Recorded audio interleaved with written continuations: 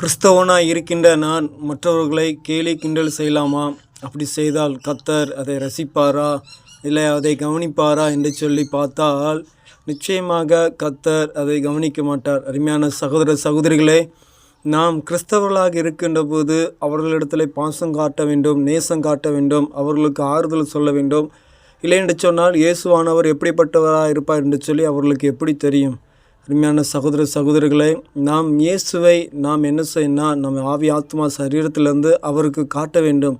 அவர்களை நான் கேலி கிண்டல் செய்தால் அப்போ இயேசுவானவர் இப்படி தான் இருந்திருப்பாரா என்று சொல்லி இயேசுவை பார்த்து அவர்கள் தப்பான எண்ணம் கொள்வதற்கு அதுவே வழிவகுத்து விடும். அருமையான சகோதர சகோதரிகளே, இந்த நாளிலே நாம் மற்றவர்களை நாம் கேலி கிண்டல் செய்ய வேண்டாம். அது கேலி கிண்டல் செய்தோம் என்று சொன்னால் கர்த்தருடைய நாமம் தூஷிக்கப்படும். ஆண்டவருடைய நாமம் மகிமைப்படாத ஆண்டவருடைய நாமத்தை நாம் மகிமைப்படுத்த வேண்டும் சொன்னால் நாம் மற்றவர்களை கேலி கிண்டல் பண்ணாமல் அவர்களை